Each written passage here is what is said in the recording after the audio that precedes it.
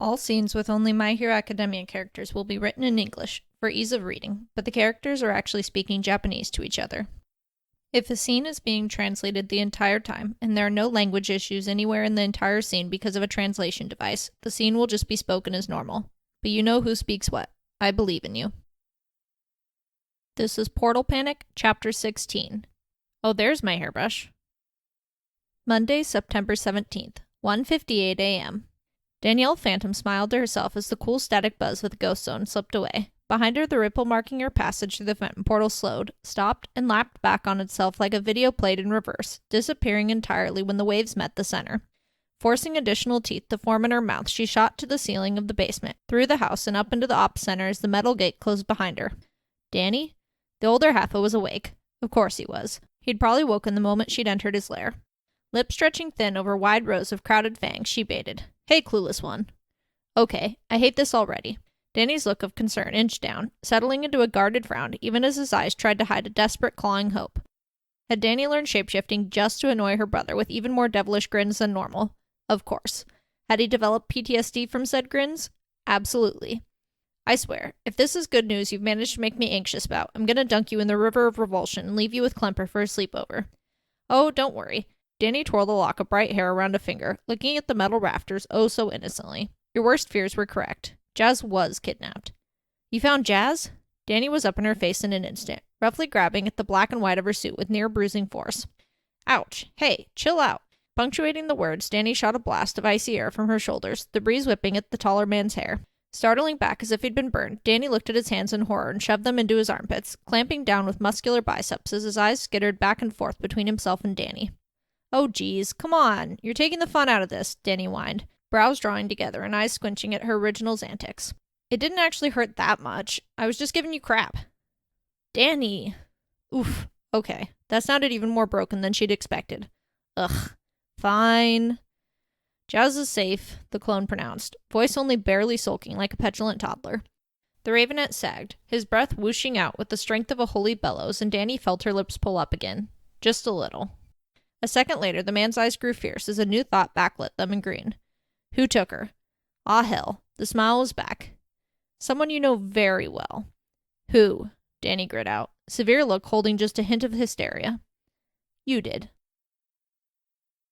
Monday, September 17th, 7:27 a.m.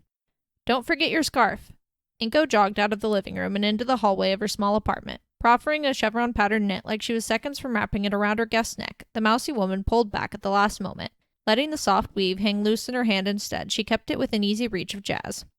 The redhead smiled and ignored the blush on her host's cheeks, graciously accepting the garment and securing it around the collar of the ultra-puffy pink coat she already wore. Thank you, Inko-san. Don't forget I won't be gone that long. I'll be back well before our first session, don't worry. Looking at the floor, Inko bobbed her head, then raised her eyes to deliver. Itterashai! With a wobbly smile. Jazz had only a second to wonder what it meant before her phone confused her even further. Come and go.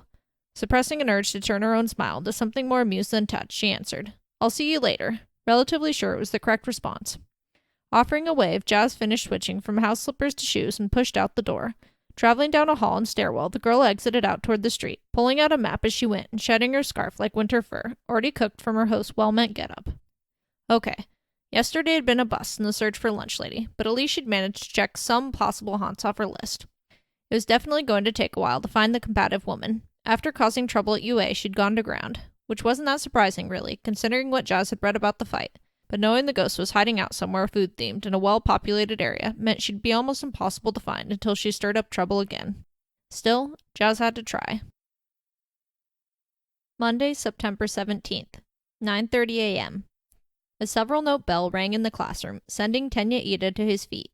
Quickly gathering his things into a blue and black satchel, he bowed to Cementos-sensei and offered a word of thanks for an enlightening instruction on the Battle of Sekigahara. Slinging the bag over his shoulder, the boy power-walked toward the door, Mina Ashido hot on his heels. She may have been hurrying so she'd have time to gossip before their next class, but Tenya was rushing because the speedster made it a point to never be late. All of 3 minutes later, a time achieved without running in the halls, Tenya was sliding back the door to another classroom and shuffling inside. Normally, Yamada-sensei would come to them, but it was one of those rare English lessons where UA brought native speakers in to help with pronunciation. And with lockdown still going strong, that consisted of 2 security personnel taking a break between rounds. sparing a bow for a sour-faced redhead whose arms crossed beneath a camo-colored cape, and a woman with elaborate plaits of golden hair that were, quite frankly, the sturdiest thing about her, he took his seat. From Tenya's satchel came yesterday's homework, and, after a quick double-check that proved his name and the date properly adorned the corner, he slid it up toward the top of his desk. Satisfied, he also grabbed out his English notebook and flipped it open, then aligned his pencil, and a spare, exactly parallel to the edge of the desk. During this, the first of the other 1A students began to trickle into the room. 6 minutes until class started. Okay, now he could look at his phone. The first thing the teen did was check messages from his brother. Tensei had promised to pass on any news he found related to Hagakure. While the hero Ingenium had been forced to retire following the stain incident, the man behind the armor had retained his job as head of Team Ida-10. Even staying out of fieldwork, Tensei's exemplary logistics and coordination skills were priceless. Extracting a promise like that from his brother gave Tenya indirect access to dozens of sidekick teams working on all manner of things throughout the area. It was almost perfect. Except, they hadn't seen anything. Most of the calls recently had been about rescue operations, breaking up fights, muggings, store robberies, and the like, day-to-day stuff, none of which sounded even remotely connected to the Green Nomu or Hagakure. With a sigh, Tenya looked back down at his phone. Maybe the group chat had more to offer. Everyone had been on the lookout for clues, after all. Scrolling down to the bottom past Kaminari and Sero's latest memoir, Tenya texted. Tensei just checked in. Nothing new yet today. How's everyone else doing? Mom. I'm afraid I have nothing to report. My household staff haven't encountered anything worth sharing. Dr. Doolittle. No luck here either. None of my pigeon friends have seen Hagakure, and the rats haven't seen or smelled her since she went missing. Plus, they both refused to track the Nomu. They're terrified of it. Mom. Maybe we can use that to our advantage. See if you can't pinpoint where they're avoiding. It might give us a clue. Dr. Doolittle. Oh, good idea. Though I'll probably have to barter this time. Pigeons are nice, but they're kind of slow. Does anyone have any eggs I could scramble for the crows? Denkichu. I'll help scramble if you want, but don't have eggs in the fridge. Mido does, though. Tenya looked up with a frown, surveying the classroom. Kaminari wasn't even here, and he thought he had time to text. English was about to begin. Just starting to type out a reprimand, Ida stopped when a new message popped up, quick as lightning. Pinky Puff Pastry. Oh, Kaminari, you're in for it now. Class rep just noticed you missing. Denkichu. Crap. Be there in a second. Right outside. Promise. Sure enough, the door slid open not a moment later, and the frazzled electric user tumbled into the classroom out of breath. I certainly hope you weren't running in the halls, Kaminari-kun, Tenya commented, harsh tone causing the blonde to flinch. A light buzzing drew Tenya's gaze back to his hand. Agent Bubbles. Don't be too hard on him, Ida-kun. At least he's not late.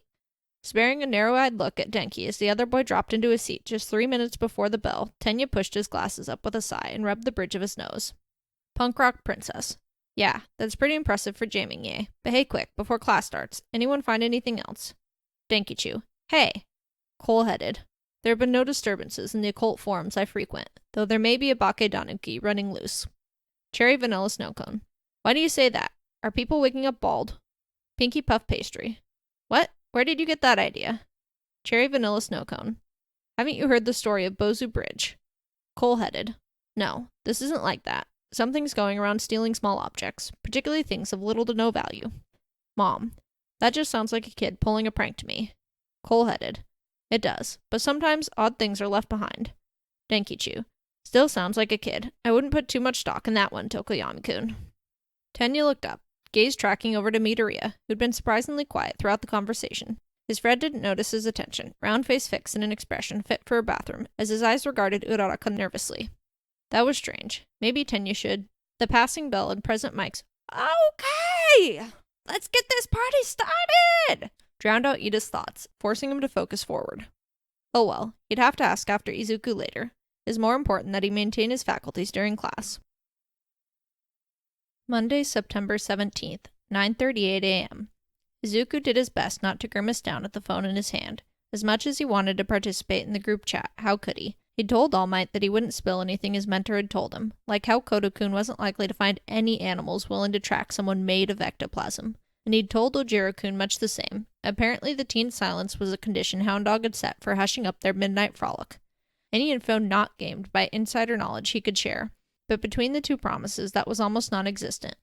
His normal haunts, Yap News, and several online hero forums had netted a couple far-fetched rumors and little else, like how the League had managed to recruit the Yakuza to their side.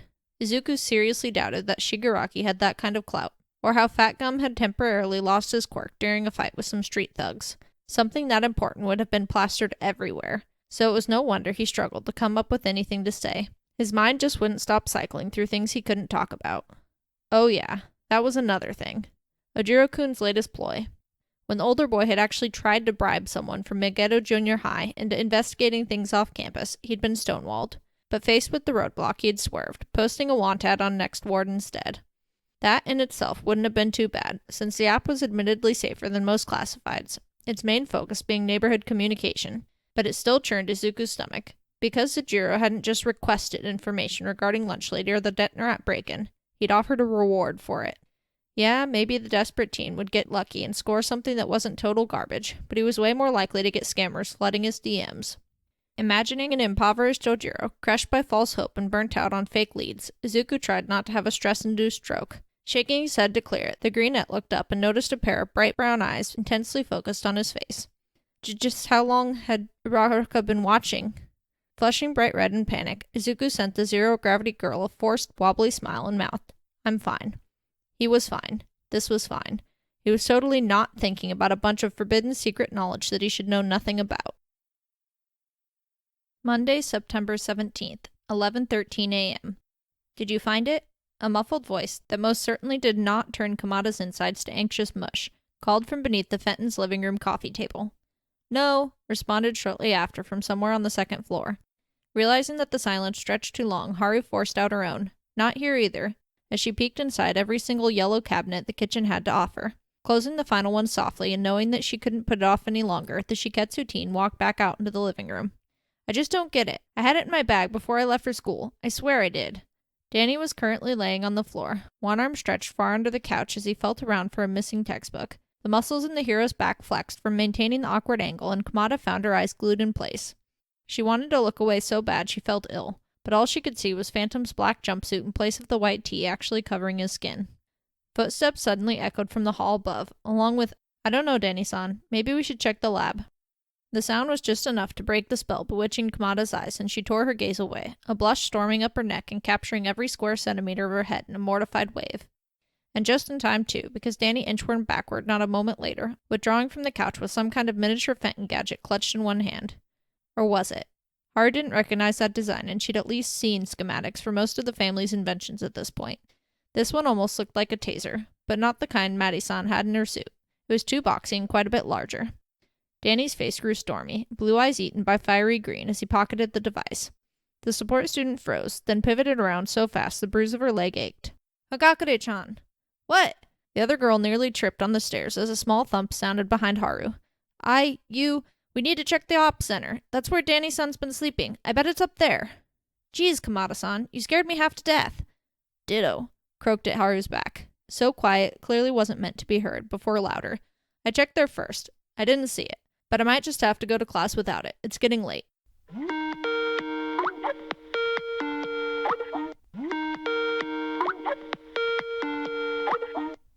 The sound drew Kamada's eyes back around, and she watched Danny fumble in his pocket, the one without the taser in it, for his cell. The cracked screen pulsated in shades of blue as it withdrew from the fabric for only a second before Danny answered the Skype call. "Dano!" Jack's voice erupted from the speakers as the buffering symbol on the display was soon replaced by the Fenton parents' faces. "Glad we caught you. We have news." "News?" Toru yelled, barreling the final steps down the stairs and across the living room in record time, shoving herself into the camera's view and by proxy Danny's side. Haru was jealous of the ease in which Hagakure interacted with Danny. If only she could go back to being that naive. Not knowing really was Buddha. "Hi, Hagakure-chan," Maddie chirped upon seeing the empty jumpsuit nearly bowl her son over. That greeting sure was bubbly for someone missing a child. This must be some news. "I didn't realize Danny would be home when we called. What great timing." Although, the woman's brows furrowed and she inspected her son's abashed look through the screen. "Why are you home?" I forgot my textbook for biochem. I had to stop by to grab it."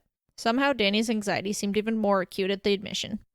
Kamada felt her own eyebrows draw together, but quickly smoothed them out when Jack barged into the tense moment, unable to contain himself any longer. "You know how we were having problems with the girl's dimensions not being close enough?" "Yeah?" Danny's eyes widened, and both he and his fuchsia hazmat growth subconsciously leaned closer to the screen, forcing Kamada to step toward the other two or risk losing sight of the splintered video. "Well, we know what's stopping us from getting to non-neighboring dimensions now," Jack declared proudly, squeezing his wife to his side in admiration like a hard-won trophy. "Adrian and Mads figured it out. Well, it was my turn to nap." We were looking at it all wrong, the other scientist explained. We forgot to account for time dilation and length contraction. The further a dimension is from us, the more skewed our perception of it is going to be. That's why close dimensions are so much easier to link to. If we can figure out just how fast the wormhole is traveling in relation to the speed of light near the target dimension, and what our relative position is, we should be able to make a connection and refine where our endpoint is after the fact. Well, assuming we can generate enough power to do it. Picking up where Maddie left off, Jack declared, "It'll take about 1,000,000 megawatt-hours of electricity to establish the wormhole initially, but we can worry about that later." Kamada hit at her chest and sputtered. As Danny side-eyed her questioningly, his mom added, "Still, we're making progress. Oh, and Danny, sweetie, don't forget to pick us up tomorrow morning. Our flight comes in at 9:45. "But that's more energy than a nuclear power plant makes in a month," Kamada finally coughed out. "Nope, that's more than a nuclear power plant makes in several months," Jack corrected exuberantly. Monday, September 17th, 6:15 p.m. Jazz felt bad. Yeah, Inko had specifically asked for this, but the poor lady was laid out on the couch looking like a geriatric Pilates instructor post-slip disc. Apparently the librarian had been expecting martial arts routines right off the bat, but that was most definitely not what the older woman needed. Nutrition and exercise were. There was no way she was going to be able to win anything resembling a fight until she got in better shape. Even with all the knowledge in the world, if she wasn't flexible or didn't have enough muscle supporting certain joints, she was bound to end up hurt. Still, remembering Inko's look during just the explanation of the triangle stretch, Jazz winced. She'd been raised by a 9th-degree black belt. Her idea of what constituted normal was more than a little skewed. She just had to keep reminding herself that Inko was the average Japanese equivalent of a soccer mom. Poor thing. Ladling spoonfuls of piping hot broth, loaded with slices of shiitake, napa cabbage, daikon radish, and some kind of white fish into 2 heavy ceramic bowls, Jazz mentally reviewed nutrition and exercise plans for the next few days. She hadn't actually pushed very hard, but it seemed that Inko was worse off than she thought. Maybe tomorrow should be light warm-ups, stretches, quirk practice, and how to recognize danger. It'd be fun to see the telekinetics power in action, but more than that, Jazz really needed to change Inko's perception of danger. The mother's instincts were all backwards. The perfect example of that being right now. They had to leave soon because, according to Inko, there was nothing wrong with letting a stranger mentor a kid from UA. Jazz had to hold back a facepalm just thinking about it. Did Inko really not consider that Jazz could be from the League of Villains? That she could kidnap or endanger the teen she was meant to help? For that matter, how had Inko even convinced Nezu to let Jazz on campus during an unprecedented lockdown of the school? Jazz had 0 paperwork. 0.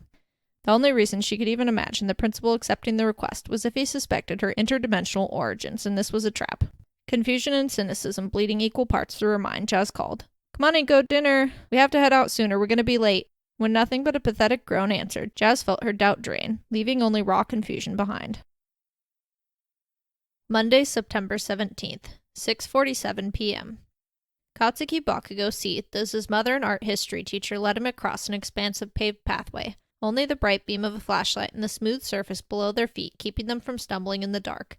Purposefully striding past UA's main instructional building and closer to the front security gates, the trio slowed, turning to the side to approach a new building. He couldn't believe they were making him do more of this shit. He was already stuck seeing the school's sunshine smuck every day to talk about his feelings, which he most certainly bullshitted through every time. So why were they making him meet some extra that Auntie Mito knew? A glint of red caught Katsuki's gaze in the dimness, and he held his mom's stare in defiance before scoffing away a few seconds later. His attention instead found its way to the light spilling from a set of double-hung windows in front of him, beckoning the group toward the school's visitor office. Dropping his eyes back down to preserve his night vision, Katsuki kicked at a rock and stalked past his escort with all the huff of a cat that'd just fallen in a bath. Throwing open the arched door hard, he swaggered inside, ignoring the blue chips of fresh paint that fluttered to the floor on his left. Midnight rushed to squeeze him behind, probably worried about leaving a student alone for even a second with a stranger. Sparing a glare over his shoulder that caused his teacher's well-endowed body parts to extricate themselves from where they squished against his shoulder, Katsuki's head swung back around. Bubbling hot slag met the crisp calm of an aquamarine lake. "What the hell are you looking at?" Katsuki challenged, taking several menacing steps forward. He did not like that look. He felt exposed. Only the pulse of overheated blood kept the teen from flinching when his own words parroted back at him in English from the table. Kami. He was really starting to hate that language. A million thoughts seemed to flit behind the ginger's eyes before him until something settled in her gaze that Bakugo liked even less than the bone-deep knowledge he couldn't escape. Prep. "No need to be like that," the woman chirped from her waiting room chair, positively oozing fake happiness as she clasped a pair of dainty hands near her chest. Behind him, footsteps approached, but Katsuki ignored them in favor of watching Inko's reaction to the words. From her own spot nearby, the feeble-hearted woman was side-eyeing the stranger incredulously. This session will be over before you know it if you just give me a chance. Leaning forward, the extra held out a hand to shake, a little bracelet full of odd charms tinkling against each other on her wrist. My name is Jasmine Smith, but you can call me Jazz. Mitsuki's soft hand alighted on Katsuki's shoulder and squeezed, pressure firm. Katsuki spared a searing glare to the side before turning back to the American, refusing to take even a single step forward. Pulling her hand back toward herself and out of the ignored greeting, Jazz used it to grab the collar of her cardigan, flapping the knit fabric to create a breeze on her neck. Inko-san, can you and Bakugo-san grab us some drinks? It's getting rather warm in here with all the extra body heat. Oh, sure. Inko fretted, pushing to her feet and catching Mitsuki's gaze. At a slight purse of the greenette's lips and the barest of nods, his mom echoed. Yeah, we can do that, but the nearest vending machines are even further than the convenience store, so it'll take a while. The fuck it would. The fiery teen turned sharply toward the two mothers as they breezed. Well, not Auntie Mito, she was walking a bit awkwardly, by midnight on the way to the door. There were vending machines just inside the main school building, and his mom had gotten a fucking cola coca from one yesterday.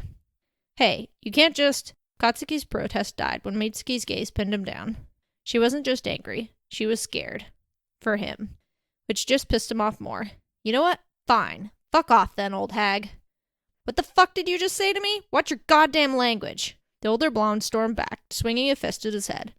Katsuki dodged, smirking wide at his mom's increased defense. There. That was better. Throwing both hands up, then mussing her hair in stiff, jerky motions, Mitsuki turned on her heel and stomped out of the building.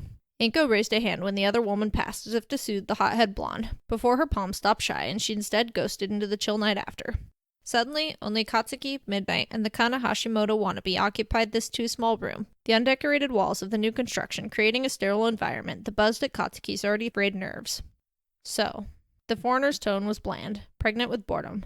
I've been told you need some help, but I'm going to be honest with you. I have no idea why. Nobody's told me jack about what's going on, and you'll have to fill me in on something, because I really don't want to waste my time here if you aren't ready. This time, Bakugo didn't even wait for the translator to finish its spiel, taking a step forward in a small wreath of explosions and slipping straight into accented English. Did you just fucking call me a waste of time? Bakugo-kun, Midnight warned, nervously slipping a finger up her sleeve. Katsuki refrained from moving any closer, violence twitching through his muscles. A bone-aching tiredness stared back at him from the twin pools that were Jazz's irises. Don't pretend that you don't know exactly what I said. I can see you're smart. Brilliant, probably. But we both know that this talk isn't going to help you one bit unless you want it to. Bakugo felt his lip curl even further up his face than its standard location. If he didn't stop it soon, it was going to overtake his nose and shoot straight past his eyebrows. I never said I wanted it to, he bit out, watching bitterly as the American regarded him, then stood and brushed her legs off as if the pristine chair had somehow transferred dust. Okay. Bakugo's face pinched, and the sneer dropped in confusion when she moved to the room's single, multi-person bench several seats down. Lighting on the furniture, she tilted and pulled at her knees until as much of her body was curled up on the pseudo-sofa as she could fit. What are you doing? What does it look like? She didn't even spare a glance while she got as comfortable as the stiff springs would allow, laying the crook of an arm over a yawning face. I'm taking a nap. What an absolute fucking worthless extra. He couldn't believe he'd been wary of her for even a second. The fuck? That's it then? You're just gonna sleep till Mom gets back? That's it. Jazz waved the hand not covering her face in his general direction. Now can you keep it down? Bakugo looked back at Midnight. The hero shrugged, no longer tense, but just as perplexed as Katsuki felt. This was definitely a ruse. She was baiting him, trying to make him talk with reverse psychology or some bullshit. That fucking bitch. He would not play her game. Bakugo plopped down at a different chair far from the ginger, lips sealed. Crossing his arms, he waited in silence, the minutes ticking by. A minuscule whimper disturbed the air from the bench, and he allowed himself a vicious grin. Pretending to sleep was finally getting to her. It wouldn't take long before she would crack and admit she was awake. He'd win this game of wills. Easy. Another cry escaped, this one escalating to a light keen, and the arm shielding Jazz's face fell away, revealing eyes that were still very much closed and panning back and forth rapidly beneath their lids. The anger swept from Katsuki's sails, dying like a breeze. No fucking way. Then gusted forth with the strength of a tornado, throwing him forward to his feet and over the coffee table. He grabbed at the offending woman's shoulder and started to shake, pissed that she would dare to actually fall asleep on him. Get up, you! Katsuki was suddenly falling, the ceiling and terrified face of his supposed savior the only thing in his vision as she backpedaled away from her own knee-wheel throw. What the fuck? Sending a blast of nitroglycerin from his back, Katsuki rocketed out of his limbo stance and back to standing, arms raised and ready to engage. At his 8 o'clock, Midnight launched closer, the sweet smell of sun-warmed strawberries and vanilla starting to fill the room. Only, Jazz wasn't attacking. She was looking right at him in her own shivering stance, but her gaze was vacant and her breath came in small, labored puffs. No, Danny, don't. Blinking hard and swaying slightly, Bakugo held up a hand in the universal sign for stop. Surprisingly enough, his teacher acquiesced. Stalling just to Katsuki's left, Midnight frowned dubiously, but recovered her exposed arm with the white sleeve of her costume.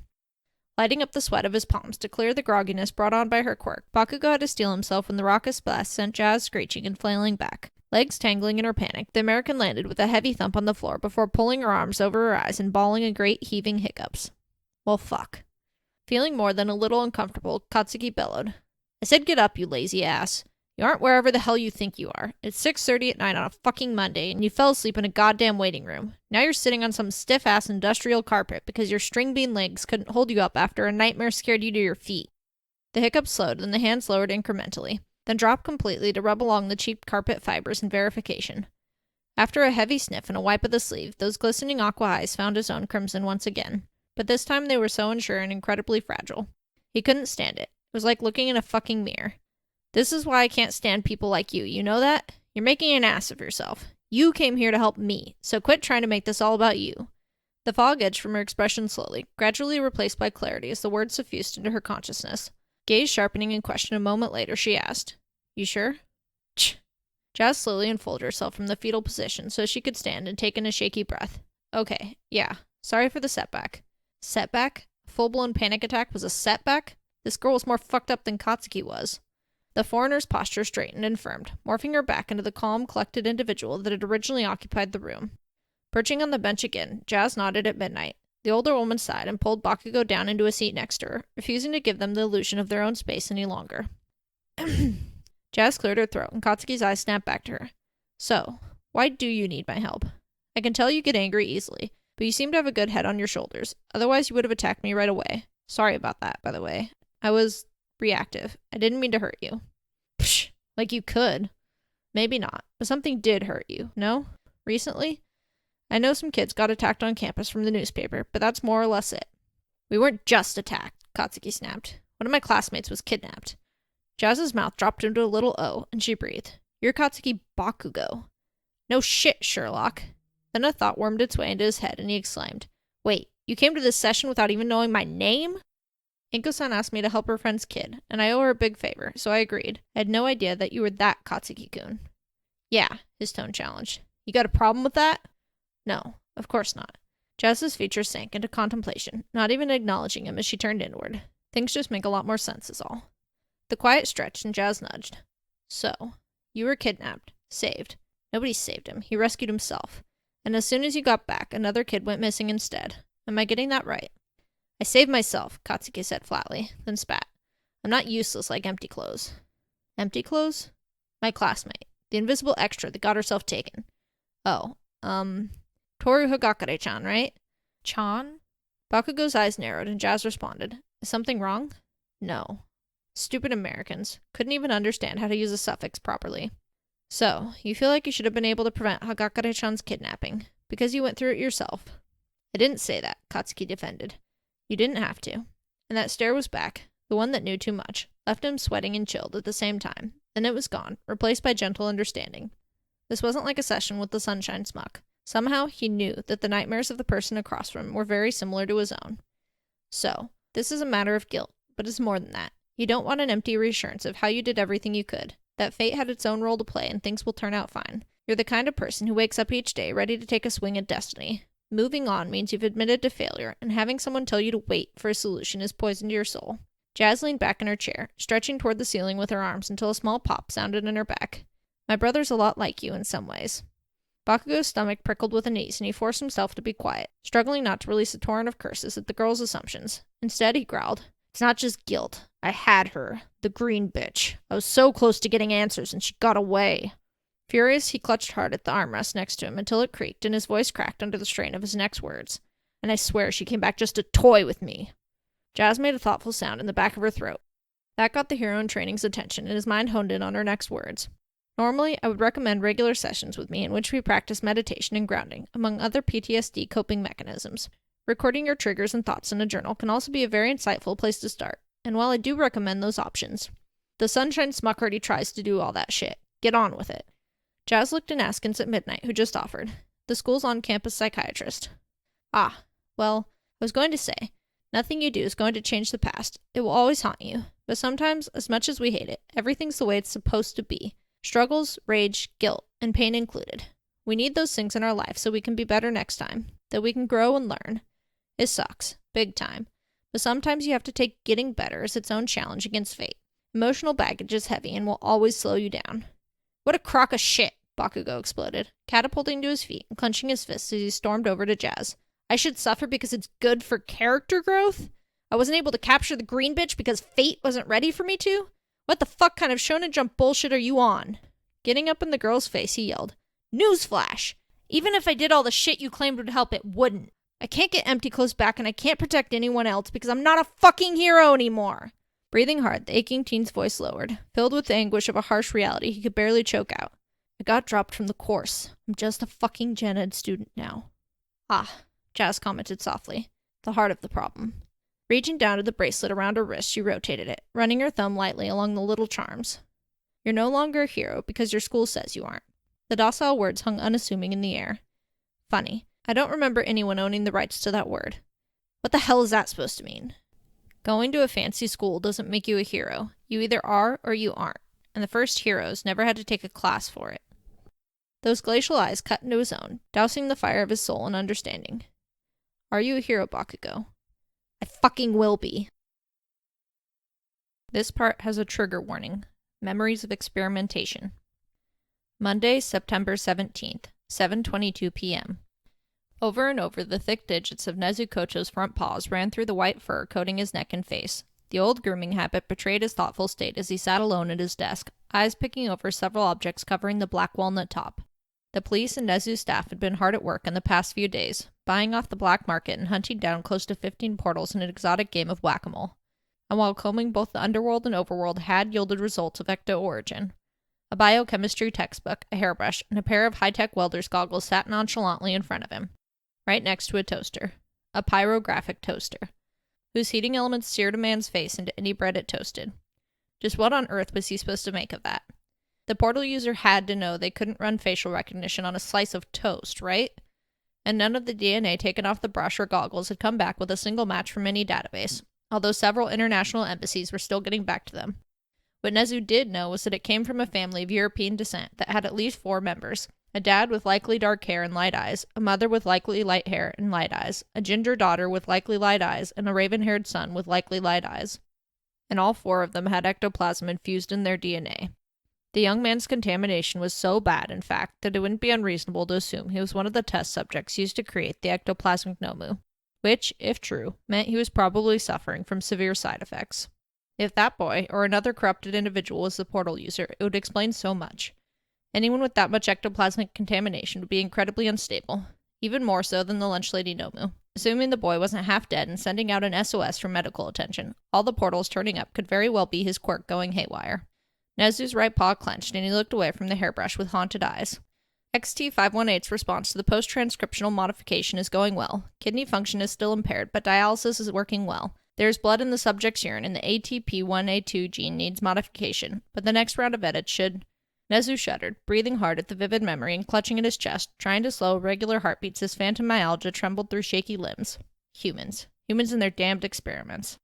A beep too high for anthropoid ears cut into the mouse's thoughts, and Nezu looked down at his vest. Reaching into its pocket and grabbing out a phone, he checked the banner notifications. A new message from Midnight. Young Bakugo must have finally finished with that mystery psychiatrist of Midoriya-san's. Nezu shook his head, still agitated by the knowledge that he'd let someone on campus without ID.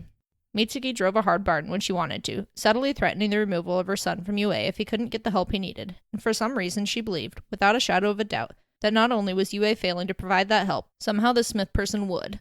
Yes, the new visitor center was filled to the brim with surveillance devices and weapons. Nezu made sure that Midnight had not only met the girl before the appointment, but was nearby at all times during, in addition to a slew of other heroes outside the building. But still, it made him twitchy. That American just fit one of his person of interest profiles much too closely. Glaring at several strands of orange hair poking from the brush on his desk, the principal frowned and finally read the message in his paw. Things went surprisingly well. There was a bit of a misunderstanding in the middle. Smith-san's methods are extremely unorthodox, but somehow I think it worked.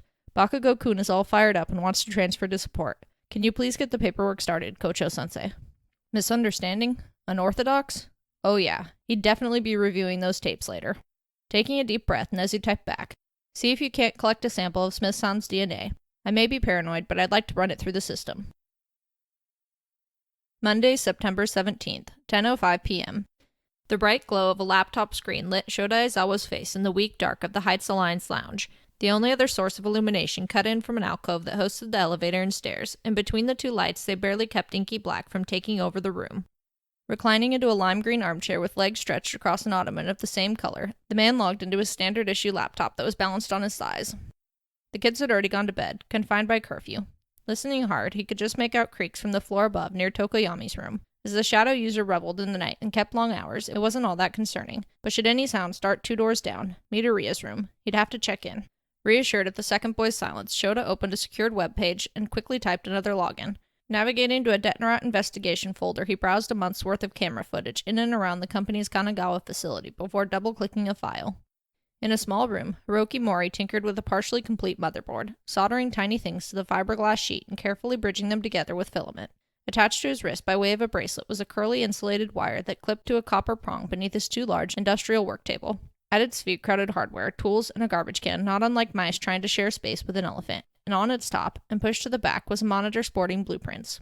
Several minutes passed, and Mori continued to work, a rock song guitar playing softly in the background. Semi-impatient, Aizawa fast-forwarded, stopping at an earmarked 4:04 a.m. before letting the video roll again. Mori was now looking down at a capacitor on the top right side of his project, squinting suspiciously.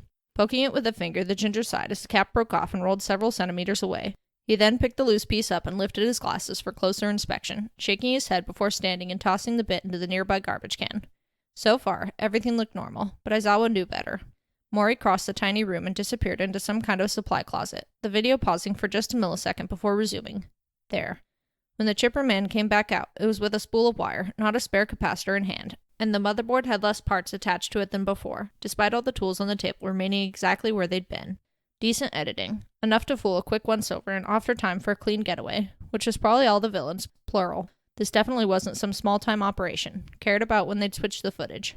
Several more files near this timestamp had also been tampered with, according to Sansa, and the others had seamless transitions. Those edits had definitely been pre-prepared, and this one was likely the only one made on a time constraint.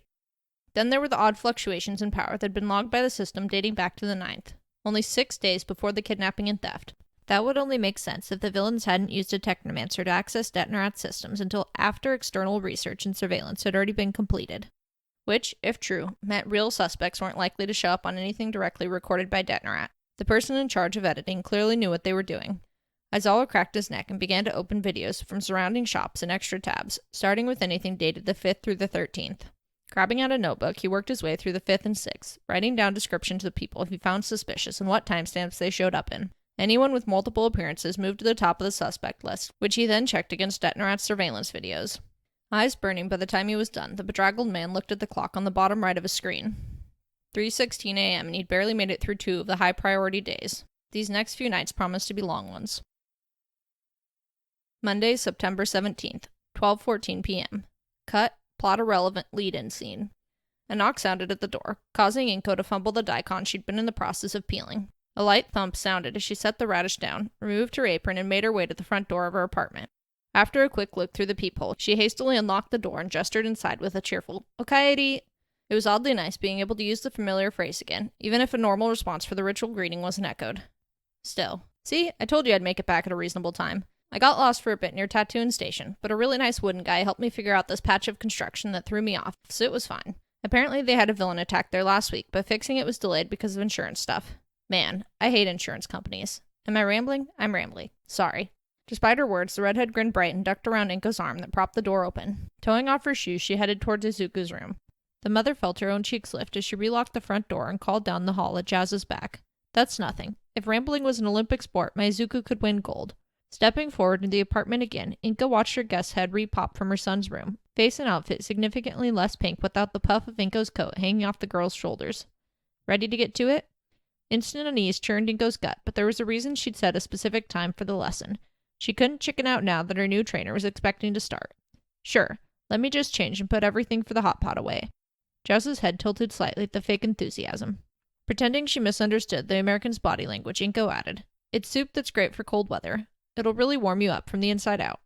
With a soft smile and eyes that knew too much, Jazz responded, "Sounds good. I'll go ahead and change too. The words muffled as the door to her temporary abode closed behind her, and Inko took the opportunity to slip back into the kitchen. Putting everything away like she'd promised, she headed into her own room. Clicking the door shut and leaning against it for support, she looked at the plain brown dresser on her right. Those 6 steps across the room felt like 20. Reaching into one of the drawers with a sigh, Inko pulled out a pair of moss green yoga pants. Please, Kami-sama, let them still fit.